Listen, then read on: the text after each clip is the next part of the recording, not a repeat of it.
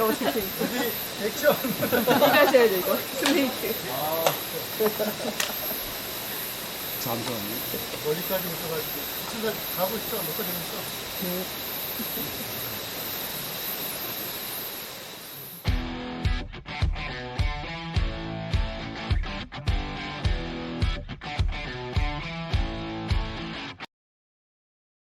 저희가 부동산 투자를 해서 돈을 벌려고 노력을 하는데, 근데 아마 대부분의 국민들 99.9%는 부동산 투자를 해서 돈을 벌었다라고 하면 물건을 사서 그 물건의 가격이 오르는, 그러니까 일반 소비자가 어떤 아파트를 사거나 빌라를 샀더니 뭐 거기에 개발 호재가 있거나 아니면 좀 저렴할 때 사서 가격이 올라서 그런 시세 차익을 가지고 오는 거에 부동산 투자라고 생각을 하고 계실 것 같아요. 그런데 제가 판단하기에 그거는 대한민국에 엄청나게 많은 국민들이 하고 계시긴 하지만 제가 판단하기에 그거는 오히려 미미하고요. 그리고 실제적으로 보면은 그게 추구할 바도 아니고, 그리고 요행에 가깝거나 아니면 운에 가까운 편이고요. 이제 반대 개념에서 누군가 사는 사람이 있다면 파는 사람도 있겠죠. 근데 파는 사람 입장에서도 좀 생각해 보자는 거죠. 그리고 되도록이면 그렇게 파는 입장도 되어 봐서 아마 주변에서 부동산 하다가 투자하다가 돈 벌다가 뭐 조그맣게 본인들 빌라도 짓고 이렇게 집도 지어 보시는 분들 많이 있을 거예요, 주변에. 요즘에는 많이 지으시더라고요. 그래서 직접적으로 시행자가 되시는 분들도 많이 있는데, 그만큼 시행자가 된다는 얘기는 소비자보다는 월등히 더 수익 구조가 높거든요. 그래서 시행자 입장에서 물론 이제 거의 대부분의 사람들은, 대부분의 투자자분들은, 그리고 여기 오시는 분들도 거의 10명 중에 8명은 8명 9명은 그냥 소비자 입장에서 시세 차익을 노리실 테지만, 좀 다른 각도에서 부동산을 직접적으로 개발하는 시행자 입장도 고려를 해보자는 차원에서 오늘 이런 시간을 만들었고요. 그리고 일반적인 소비자라고 하더라도 시행자 입장을 알고 있으면 매입할 때 좀 더 많은 생각들을 더 고려할 수가 있어요. 그래서 시행자는 어떤 생각을 가지고 있는지 좀 보도록 할게요. 제 수업을 오랫동안 들으신 분들이면 아시겠지만, 이제 시세 차익과 개발이 이 두 가지 중에서 지금 볼 거는 이제 시세 차익 부분 잠깐 볼 건데, 제가 추구하는 거는 개발 이익 쪽이잖아요. 근데 시세 차익은 저는 추구하는 바는 아니에요. 몇 번 말씀드렸지만 추구하지는 않지만, 그래도 여기서 생기는 수익금이 제가 거부할 이유는 없는 거죠. 저희의 수익금이 되겠죠, 우리의. 그래도 이거를 막 무진장 노력을 해서 추구를 해서 이 수익금이 내 인생에 엄청나게 많은 포지션의 매출 이익이다라고 생각하고 있지는 않아요. 그래도 추구하진 않지만 뭐 현실 세계에서는 만들어지는 게 또 이쪽의 돈이니까. 그리고 아직까지는 많은 선진국에 비해서는 우리나라는 아직까지는 대한민국 대다수의 국민들이 이런 쪽 개발 이익 쪽보다는, 또는 리츠나 이런 것들에 대한 의해서 월 고정적으로 나오는 돈들보다는 그냥 가격이 올라서 내 주머니에 돈이 들어오는 시세 차익 쪽에 많이 의존하고 계시니까 어쩔 수 없는 부분이긴 한 거죠. 시세 차익은 남들이 아직 이 시기 판단이 아니라고 생각될 때, 잘 모르고 있을 때, 불안해할 때에 샀다가 남들이 확신이 들었을 때 파는, 뭐 이런 패턴들이 우선 주일 거고요. 유튜브에 보시면 엄청나게 많은 분들이 뭐 지금은 시기가 아니다, 기다, 뭐 이런 것들을 예측하는 뭐 그런 방송도 많이 있는 것 같고요. 모든 글들이, 또는 네이버나 이런 모든 글들이 이런 시기 판단에 대해서도 많이 얘기를 하는 것 같아요. 또 하나는 남들이 모르는 지역들을 사는 건데, 남들이 시기가 아니라고 생각할 때에 투자하는 것도 사실 되게 어렵고요. 제가 보기에는 남들이 모르는 지역을, 개발 호재가 없거나 이런 지역들을 내가 먼저 들어가서 산다? 이것도 제가 보기엔 상당히 어려운 얘기예요. 근데 시대착을 좀 크게 일으키려면 이런 것들을 하는 게 좋겠죠. 그래서 그 판단을, 남들이 못하는 판단을 내가 내릴 수 있는 실력을 갖추는 게 또 우리가 공부하는 이유겠죠. 또는 어떤 정책적 오류가 있어서 그 오류 때문에 내가 시대착을 보는 경우도 많이 있을 수 있어요. 뭐 여러 가지 예가 있을 수 있겠죠. 그래서 어떤 국가의 정책적 판단의 오류 때문에 그거에 의해서 반대급부로 우리한테 돈이 있는 경우도 있겠죠. 그다음에 또 이제 법률이 좀 잘못 짜여져 가지고 틈새가 생겨서 우리가 돈을 버는 경우도 있겠죠. 그런데 바꿔서 얘기하면 남들이 모두 알게 되면 이 시세가 만들어지는 것들은 극히 줄어들고요. 그다음에 다 이미 아는 지역이라면 그러면 벌써 다 가격이 올라가 있는 경우가 많고요. 그다음 거꾸로 정책적 오류가 역작용을 해서 우리한테 비용으로 증가되기도 해요. 뭐 종합부동산세 같은 경우가 이제 그런 케이스죠. 그리고 법률이 또 새롭게 탄탄하게 바뀌어지면서 그러면서 우리가 그 틈새를 찾기가 점점 어려워지는 경우도 많이 있을 수 있죠. 그래서 이런 것들이 점점점 어려워지다 보면 이제 그냥 단순하게 샀다가 오르는 거에 재미를 보는 시장은 앞으로 점점 줄어들 수밖에 없을 거라는 게 저의 판단이기도 하고요. 선진국의 우리보다 먼저 나갔던 선진국의 흐름이기도 했고, 그리고 어쩔 수 없는 거죠, 이건요. 그래서 어쩔 수 없이 단순하게 사놓으면 오르는 것만 투자를 하면 제가 보기엔 이건 종국적으로는 폭탄 돌리기일 수밖에 없어요. 전형적인 갭 투자 그런 거죠. 그래서 폭탄 돌리기를 하다 보면 누군가는 폭탄을 만지는 건데 그게 이제 나일 수도 있다는 거죠. 아니라고 생각이 들겠지만 그건 진짜 운이 좋아서 아닌 것이지 계속 여러 번 하다 보면 폭탄이 질 수밖에 없다는 거죠. 그래서 제가 계속해서 오랫동안 말씀드렸던 내용은 이 개발 이익 쪽을 추구를 해야 된다. 하지만 개발 이익을 추구하더라도 시세 차익이 만들어지는 걸 거부할 이유는 없다. 그런데 우리의 모든 사고방식이나 계산의 툴이나 어떤 사업장을 보는 방식은 개발 이익이 있을 거냐 없을 거냐로 판단하는 게 옳다라는 게 저의 생각이에요. 그래서 이쪽을 저희는 수업을 많이 해오고 있었고 수업을 할 때 계속해서 이쪽 부분에 대해서 좀 연구를 많이 했죠.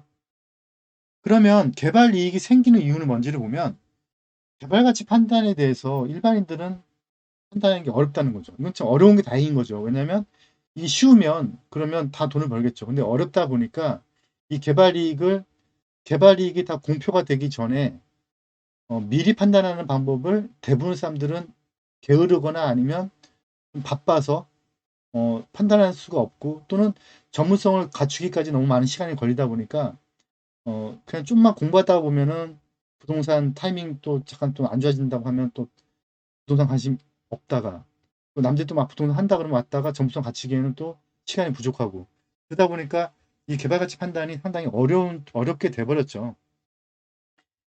그런데 이제 관점을 좀 바꿔서 그러면 이제 소비자 관점에서 아파트 분양을 받으면 좋은 점이 뭔지 한번 보자고요. 아파트 분양을 받으려고 그렇게 막 청약 통장을 넣고 그렇게 하는 이유가 뭘까요? 결국은 가격이 싸니까 들어가서 나중에 가격이 오를 때에 그 차익을 먹겠다는 건데 이 얘기는 반대로 생각하면 이 차익이 분명히 누군가한테는 손해일 수 있는 거잖아요. 그래서 이 손해가 분명히 개발을 하는 사람들의 손해인 것처럼 보여져요. 그래서 이런 생각이 드는 거죠. 개발하는 사람이 약간 좀 늦게 개발하거나 아니면 늦게 분양을 하면 또는 높게 분양을 하면 그러면 그런 차익이 없어지겠죠. 그래서 분양을 받는 사람이 좋은 점은 우리나라 대한민국에서는 분양을 받는다고 하면 다 좋다고 생각을 하죠. 웬만한 지역들은 말이 안 되는 지역들 제외하고는 그 이유는 가격이 저렴해서 미래의 가치를 분명히 높게 평가받을 수 있겠다라는 그런 내용인 것이고 그렇다면 반대로 얘기하면 누군가는 저렴하게 분양했다는 뜻인데 일반인이 분양을 받으면 이익이란 뜻은 그러면 결국은 시행자는 손해가 아닌가라는 생각이 드는 거죠. 일정 부분 맞기도 해요. 결국 선분양의 문제점은 미래를 판단하기 위한 어려움.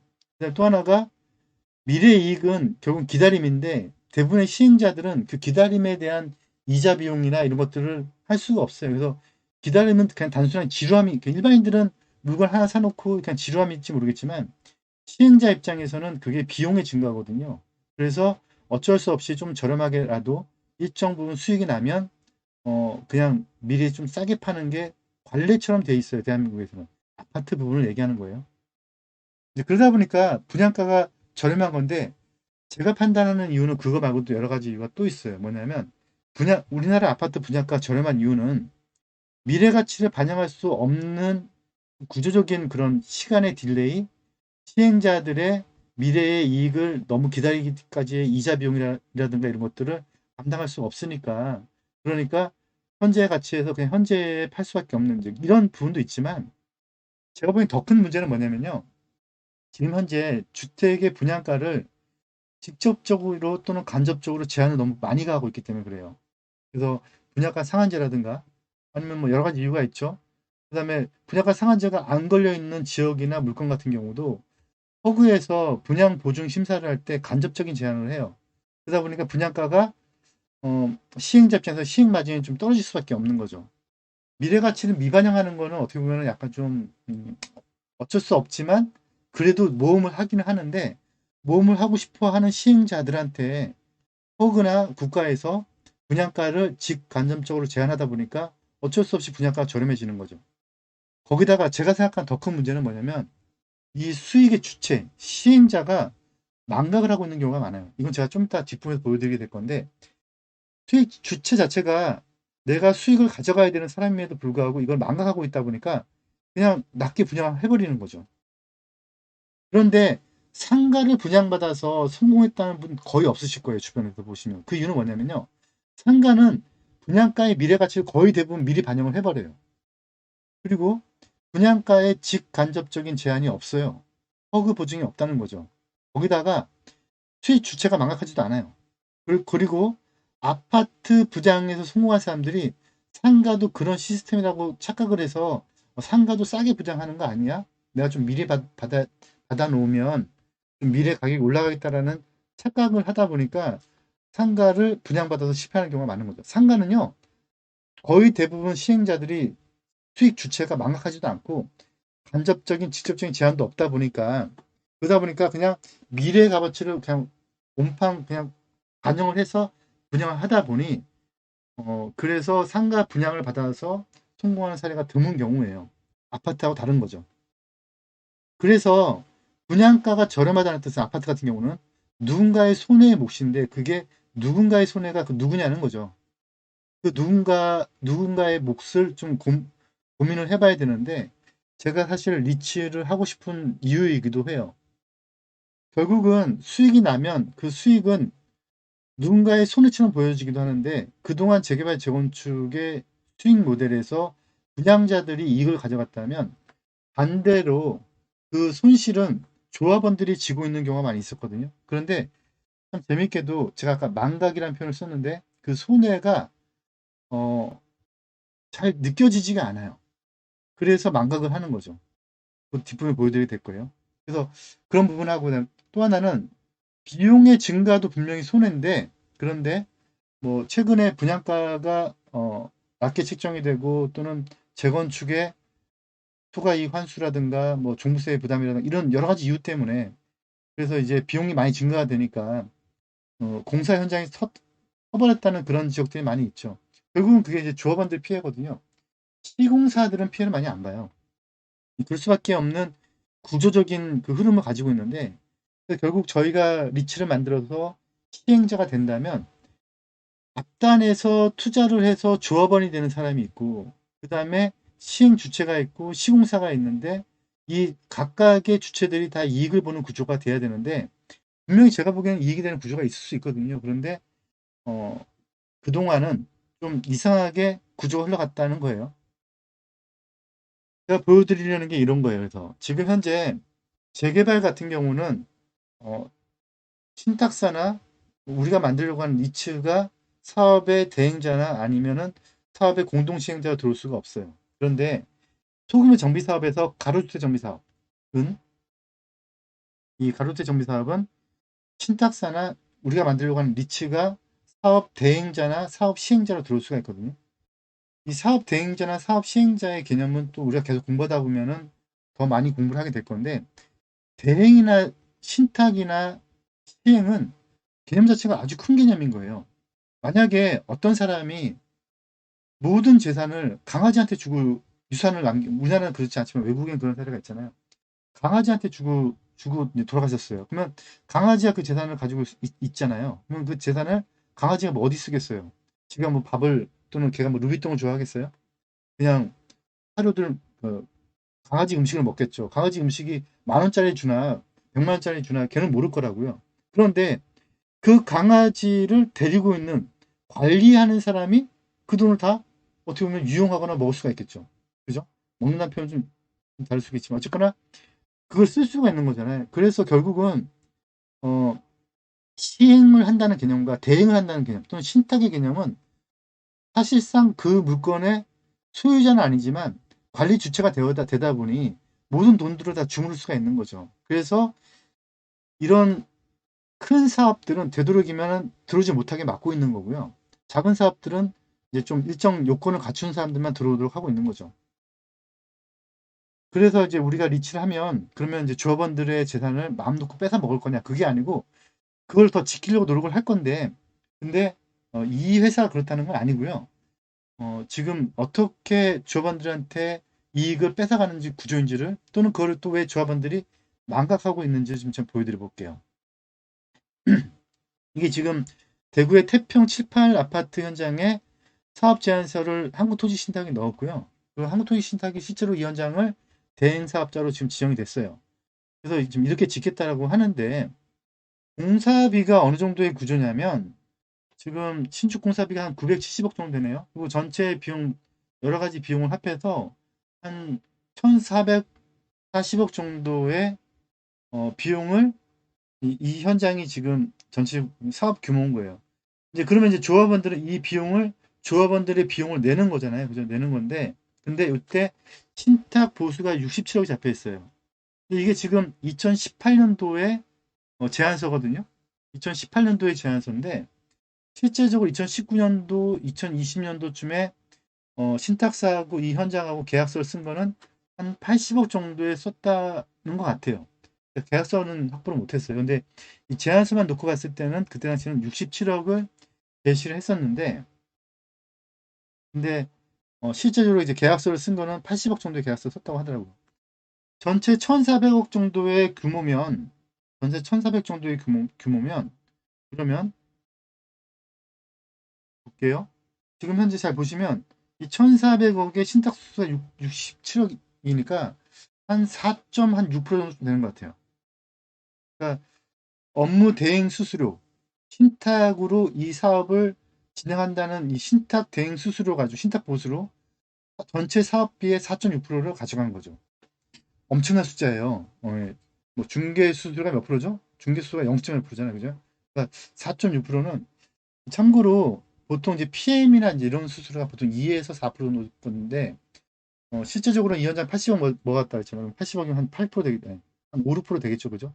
그러니까 이 현장은 신탁 대행 수수료로 80억을 사실상 제한선 67억을 제시했지만 80억을 부담을 했는데 그럼 부담을 누가 한 거냐? 조합원이 부담했다는 거죠. 그런데 이 현장은요. 조합원 숫자가 한 80명 정도 안팎이에요. 그러니까 결국은 조합원 한 명당 얼마를 부담한 거죠? 1억 정도씩을 부담을 한 거죠. 그런데 그들이 1억씩을 부담을 했을 때의 피해를 봤다고 생각하지 않아요. 왜 그러냐? 이 현장인데요. 한번 지도를 통해서 한번 보도록 할게요. 이 현장인데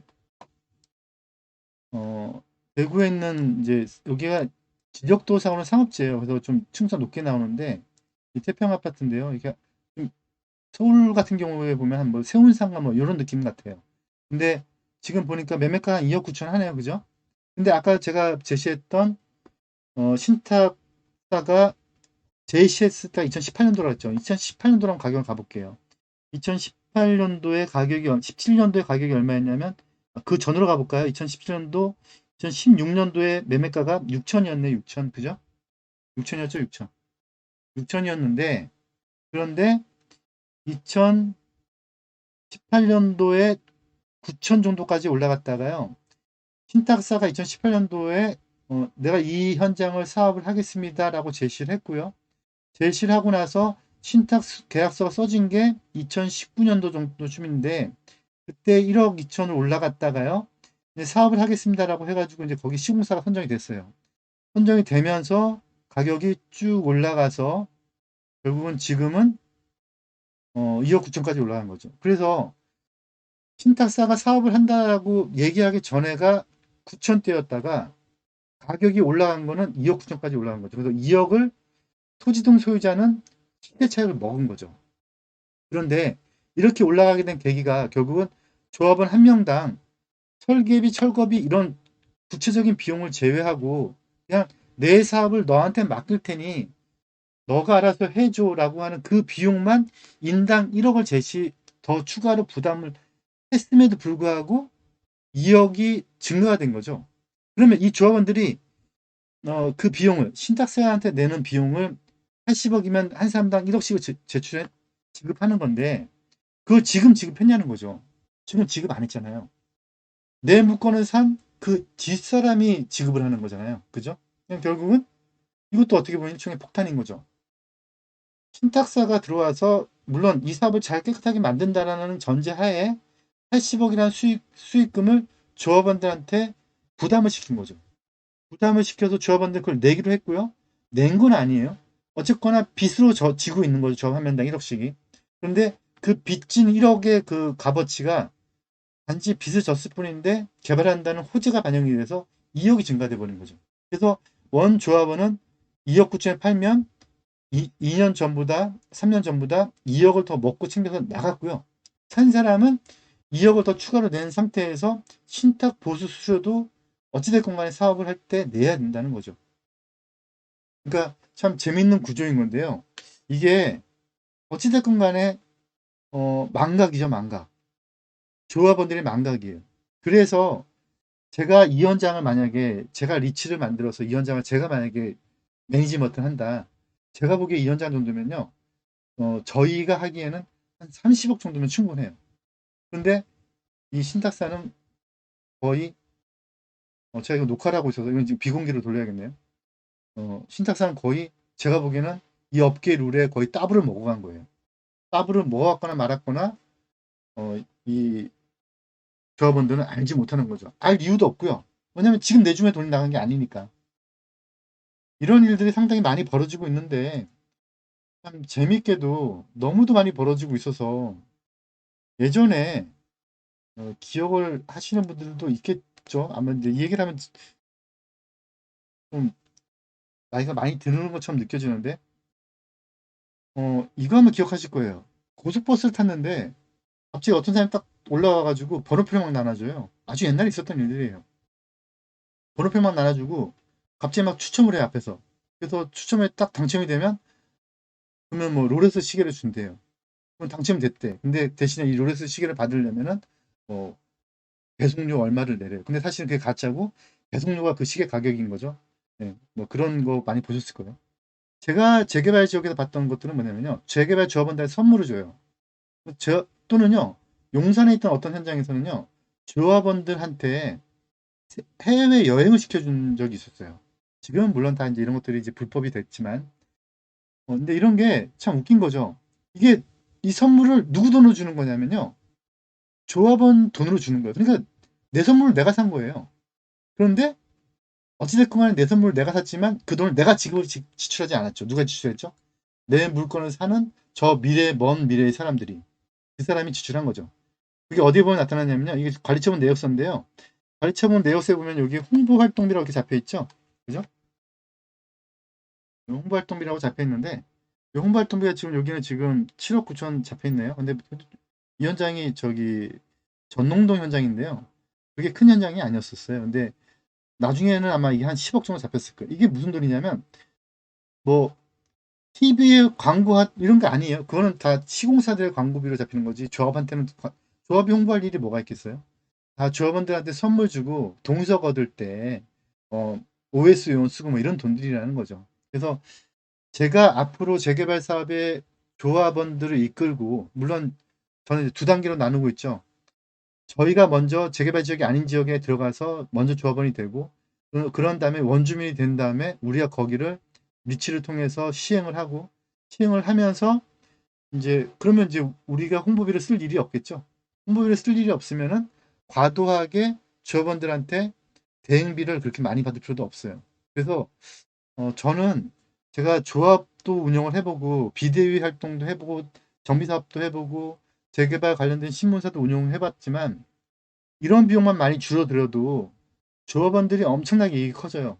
그런데 조합원들이 그동안 이익이 없었던 건 아니죠. 왜냐하면 말도 안 되게 그냥 아파트 가격이 올라줬으니까.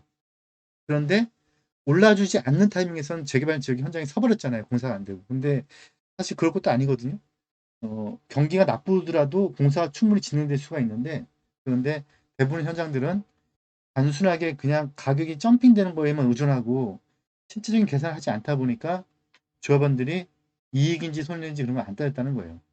그래서 우리가 단순하게 그냥 시세채만 노리면서 투자한다라고 하면 그냥 분양 잘 받으시면 되고 그냥 시기 좋을 때 판단해서 들어가면 되겠지만, 더 큰 수익을 우리가 구현해 내려면 시행자 입장에서 시행 마진을 높이는 방법.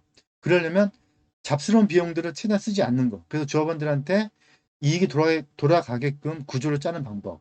그리고 그랬을 때에 조합원들의 이익이 커지는, 1차적으로 커지는 거. 두 번째는 그거하고 무관하게 그냥 단지 그냥 시세만 올라가는 것. 이 두 가지 수익을 우리는 다 추구해야 된다고 말씀드렸죠.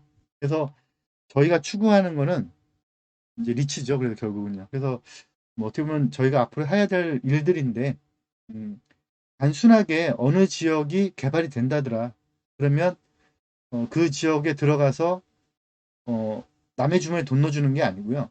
아직은 개발될 여지가 없지만, 안 보이지만, 그리고 개발의 이익도 판단하기 어렵지만 우리가 미리 들어가서 그 현장에 물건을 사서 원주민이 된 다음에 1, 2년 사이에 우리가 직접적으로 인허가를 받아서 거기를 추진을 하고, 그래서 정말로 거기가 재개발 구역이 되게 만들고, 그럼 1차적으로 거기에 따른 시세 차익을 우리는 먼저 가져갈 수가 있죠.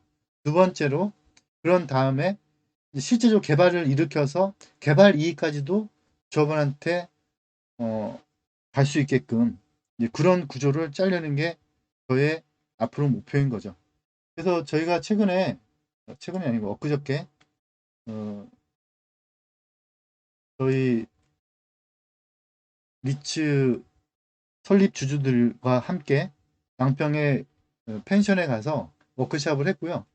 그리고 이제 워크숍을 하면서 이제 앞으로 우리가 어떻게 하는 사업 구조를 했으면 좋겠다라는 내용으로 이제 세미나를 진행을 했어요. 근데 앞에 뭐 주주총회 부분 뭐 이런 것들은 뭐 일반인들한테는 중요하지 않은 내용이니까 생략을 하고요. 뒷부분에 사업 계획성을 어떻게 우리가 짤 것인지에 대해서 녹화 영상을 좀 보여드릴 건데, 이건 제가 비공개를 해서 여기서밖에 보여드릴 수밖에 없는데요. 좀 예민한 내용들이 좀 몇 개 있기 때문에 그래요. 무슨 내용들이냐면, 저는 리츠의 수익이 총 세 가지라고 보는데요. 한 가지는 아까 말씀드렸던 개발 지역이 아닌 지역에 우리가 먼저 사서 들어가는, 이건 리츠의 수익 구조가 아니죠. 그냥 우리의, 저랑 같이 이렇게 그냥 개인적으로 투자하는 개인 투자자들의 수익 구조인 거죠. 두 번째는 리츠가 들어갔을 때 이제 개발을 하겠다라고 만들면서 만들어진 시세 차익. 그 다음에 세 번째는 그런 현장들을 저는 많이 만들어 왔으면 좋겠어요. 너무도 많은 거죠. 제가 몇 번 말씀드리지만 전국에 한 20만 군데 이상 될 것 같아요. 그러면 제가 1년에 한 군데씩 다니잖아요. 그러면 하루에 한 군데씩 다니면 1년에 365군데고요.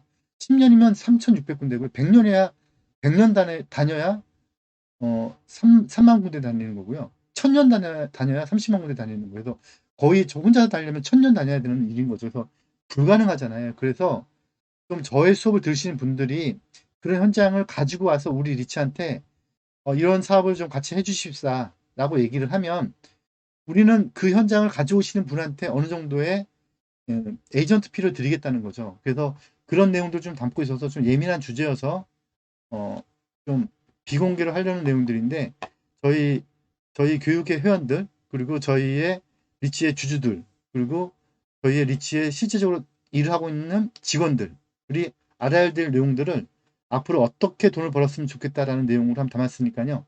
이거는 제가 좀 약간 야외에서 진행한 내용이라 좀 녹음 상태나 이런 게 좀 안 좋을 수 있는데 이해하고 좀 들어줬으면 좋겠습니다. 시청하겠습니다.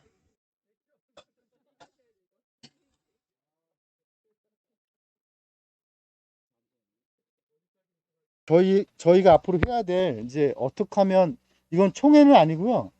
어떻게 하면 저희가 이제 돈을 벌 것이냐, 그 부분을 좀 제가 좀 말씀을 좀 드려볼게요. 도와주셔야 돼. 이건 저 혼자 할 수 있는 일이 아니에요. 이건 이제 제가 혼자 좋아하는 말인데, 제가 여지껏 인류에 태어났던 사람들 중에서 제가 두 명을 존경하거든요. 한 명이 이방원이고요. 네, 또 한 명이 징기스칸인데, 이건 이제 징기스칸이 했던 말인데, 지금 제가 이제 리치를 하겠다고 5년 전부터 기획하고 있었는데, 5년 전에 제가 얘기하니까 다 뭐 그게 가능하겠냐 이렇게 얘기했는데, 지금 이제 우리는 가능한 걸로 가고 있죠. 그래서 혼자 하는 건 힘들지만 이제 같이 계신 분들이 많아지면, 제가 저희 밴드에 지금 한 100명, 그전에는 한 1200명 있다가 제가 이제 이름도 가짜고 사진도 가짜인 사람 다 잘라서 한 900명 있다가, 또 최근에 또 잘라서 또 한 700명 있다가 최근에 또 다 정리를 해서 지금 한 100명 정도 있거든요. 근데 제가 다시 정리를 또 할 거예요. 그래서 50명 이하로 내릴 건데, 이유가 있어요. 이유가 뭐냐면, 우리가 이제 이런 일을 할 거다, 그러니까 한번 투자를 한번 해볼래? 라고 이렇게 권유하는 거를 비정식 공모라고 부르는데, 비정식 공모를 할 때는, 인터넷상에서 할 때는 49인 이상이 되면은 이게 불법이에요. 네, 그래서, 그리고 또 쓸데없는 사람들도 필요 없고, 네, 그래서 다 쫓아내고 49인 이하로 해가지고 거기 안에서 우리의 이런 얘기들을 다 이제 공개를 하고 참여할 사람들 위주로만. 그래서 저희 목표는 지금 현재는 10분에서 한 20명 사이라면, 이제 요 다음 목표는 이제 40명이 목표고요. 그 다음에 영업인가 받을 때쯤에는 한 50명 정도가 한 사람당 1억 정도씩 내게 만드는 게 제 목표인데, 그래서 결국은 혼자서 하는 건 안 되고, 이제부터는 이제 제가 뭐 교육을 하고 나면 교육이 참 내용이 좋아요. 정말 이런 교육이 없어요. 뭐 이런 댓글 달아달라고 부탁해 본 적이 한 번도 없잖아요. 그죠? 그리고 저희는 그동안 한 번도 그런 가짜 댓글이 있어 본 적이 없거든요. 근데 가짜 댓글 달라는 얘기는 아니고, 이제 우리가 잘 되기 위해서 앞으로는 이제 좀 뜻과 힘을 모아서 어떤 누군가가 이제 글을 쓰거나 하면은 같이 호응도 좀 해주시고, 유튜브 채널도 좀 번거롭더라도 저는 더 번거롭잖아요. 예, 번거롭더라도 들어오셔서 좋아요 같은 거 한번 눌러주시고, 좀 그러니까 앞으로는 좀 우리의 어떤 포부나 비전을 사람들한테 보여줄 수 있는 게 좋으니까 그걸 좀 키워나가 보시자고요. 제가 좀 업무를 좀 나눠봤는데, 사실은 이제 여기까지 일은 제가 다 했던 일들이에요. 제가 직접 지금까지 했던 일들이고, 수익 구조로 보면 앞으로 우리가 할 수익 구조의 한 100분의 1도 안 될 거예요. 100분의 1이 뭐야? 한 1000분의 1도 안 될 거예요. 그러니까 수익 구조로 보면 말도 안 되는 수익 구조예요.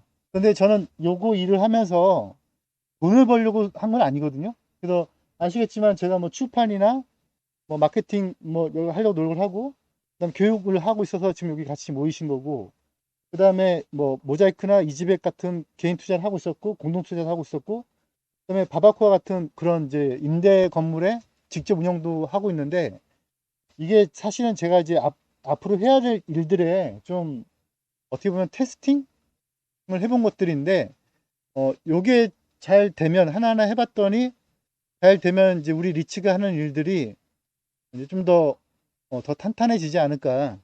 그래서 그 다음 해야 될 일이요, 요 직접 개발인데, 여기 이성천 전 감사님이나 뭐 많은 분들이 지금 한 번씩 해보셨을 거예요. 집을 지어서 팔아보고 이런 거 해보셨을 건데, 뭐 이런 일들. 그 다음에 이제 리치가 설립이 되면, 지금 현재 기존에 있는 자기관리 리치의 4개, 그 다음에 위탁 리치가 좀 꽤 많죠. 전부 다 임대 관리거든요. 근데 우리도 하긴 해야 돼요. 그리고 이제 진짜로 우리가 해야 될 일은 이 개발 대행과 PM, 직접 시행에 있는데, 요거가 이제 해야 될 일이고, 그러면서 이제 집합 공동 투자를 저희 리치가 해 나가겠죠. 그래서 여기 체크 드린 것들이 우리 앞으로 리치가 본격적으로 해야 될 일들이에요. 이걸 하다 보면 어쩔 수 없이 앱이나 웹 같은 것도 필요하죠. 그래서 이거는 별도 사업으로 지금 진행하고 있는 거고요. 이거는 제 다음 목표긴 한데 아마 대부업도 하나 필요할 거예요. 네, 지금은 아니지만. 그래서 이것도 우리 중에 누군가가 또 대표를 맡고 해서 운영을 해야겠죠. 그 다음에 이것도 장기 플랜이긴 한데요. 뭐 저를 오랫동안 아셨던 분들 아시겠지만 다 옛날에 해봤던 일들 다. 제가 여기 있는 일 중에 안 해본 일도 하나도 없어요. 근데 나중에는 중개를 직접적으로 우리가 할 수 있는 중개팀과 그리고 중개를 하는 걸 도와주는 중개 에이전시까지도 우리가 해 나가야 될 것 같아요. 그래서 이거와 관련된 내용들을 제가 쭉 정리를 해봤더니 이만큼 이제 일이 앞으로 우리가 해야 될 일들인데, 그런데 실제적으로 지금 여기 계신 분들은 요 두 가지는 해보셨을 거예요. 개별적인 투자하고 법인 만들어 투자하는 건 해보셨고, 그 다음에 리치는 이제 요 밑에 부분 일들을 하게 되는데, 그 중에서 제가 관심 있게 보는 일이 정비사업 대행, 그 다음에 입학건물 재건축. 이건 제가 잘 모르고 있었다가 최근에 이제 저희 본사가 들어서게 될 그 건물 통해서 알게 된 거고요. 그다음 세 번째, 지분제 방식에 따른 조합원 지분 공제 후 제공 후 잔여 이익을 저희가 가져오는 거. 근데 이 일을 저희가 저희 사업의 거의 한 90%를 하게 될 건데요. 하게 되는 이유가 있어요. 뭐냐면 저희가 지금 돈을 이제 5억을 모았고요. 여기 계신 분들은 다 약속을 했죠. 한 사람당 1억을 채우기로 했잖아요. 그러면은 어떤 분은 1억 내고 어떤 분은 2억 내면은 요 안에서 한 15억에서 20억 정도가 거치겠죠. 그 다음에 요 다음번에 오시는 분들이 한 또 10억에서 20억 그렇게 하다 보면 70억이 모일 건데 70억을 이 중점적으로 하는 이 사업은 이 70억을 건들지 않아요. 그래서 저희 자본금이 전혀 움직이지 않고 쓰여지지도 않고 그냥 오로지 돈 버는 데만 돈 버는 라이센스를 갖는 데에만 쓰여질 뿐이지 실제적으로 그 돈들이 이 사업장에 지출되지 않는다는 거죠. 그래서 70억이 모아지면 국토부가 우리한테 영업인가를 해주고요. 영업인가를 해주면 우리는 그때부터 정비사업을 대행 또는 공동 시행을 할 수가 있는데, 그러면 조합원들 땅을 우리가 매입해서 하는 게 아니잖아요. 우리가 그냥 공동 대행 약정만 하고 하는 거거든요. 그래서 우리가 모아놓은 이 70억이 쓸 데가 없어요. 그냥 거기 안에 있는 거죠. 근데 비용이 들어간다면 이제 준법감시인 연봉, 그 다음에 그때부터는 이제 일하시는 분들의 급여가 책정이 되겠죠. 그래서 제가 그거 생각해봐도 아마 1년에 많이 써야 제가 보기에는 한 4억에서 5억 정도 쓸 것 같아요. 각종 급여들을. 그러면 5년, 10년 쓴다고 해도 50억이거든요. 10년 동안 우리가 아무 일 안 할 일은 없잖아요. 그래서 그냥 아무 일 안 한다고 해도 우리 자본금 가지고는 버틴다는 거죠. 그런데 이런 현장들이 우리 돈이 직접 투여가 되지 않고 그냥 단지 대행만 해도 돈이 벌려져 있는 구조이기 때문에 이 사업 모델이 아마 우리가 돈을 번다라고 하면 분명히 다른 곳에 분명히 또 생길 거예요. 생길 수밖에 없을 거고. 그래서 저희 앞으로 모델이 재개발이 가능한 현장 또는 소규모 정비 사업, 소규모 재건축, 가로태 정비 사업 이런 게 가능한 현장에 해당 조합원들이 직접 되시거나 또는 해당 조합원들을 설득을 해서 제가 인양블록을 설득하는 거 보셨잖아요. 그죠? 그 다음에 관양동도 지금 다 설득이 돼 있는 거고. 그런 설득을 해서 그 현장의 조합원들한테 일정 약속을 해주고 얼마면은 아파트 입주한다라는 약속을 해주고 그 다음에 거기가 잘 사업이 되게끔 도와주고 우리는 사업 대행 수수료를 가져오거나 또는 사업 시행 마진을 가져오는 건데 결국은 이 일이 되려면 우리가 현장을 많이 있어야 돼요. 현장이 많이 우리한테 배정이 돼야 되거든요. 근데 제가 얼추 세어보니까 전국에 저는 최소한 20만 군데는 될 거라고 보거든요.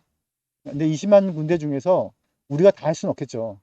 그래서 적어도 초창기에 똑똑한 직원들 써서 이제 이런 일들을 우리가 해 나가면서 우리의 수익 모델을 잡을 건데 여기 계신 분들도 현장에 가서 좋은 현장이 있다 또는 좋은 지역에 좋은 조합원들이 이상한 업자들 만나가지고 사업을 못하고 있다 그러면은 이제 우리가 직접 나서서 사업을 해 나가는 걸로 제가 향후 계획을 말씀드린 이유가 지금은 그냥 이렇게 주주로 참여해서 그냥 한번 어떻게 지나가나 이렇게 볼 수도 있지만 아마 어떻게 보면 그런 사업장을 가지고 오면서 가져온 사람한테 포지션이 더 큰 수익이 될 수도 있을 거예요. 저희 배당보다도. 그러니까 제가 생각하는 거는 한 현장을 제가 만약에 가지고 와서 그 현장에 수익 구조를 제가 가져온다.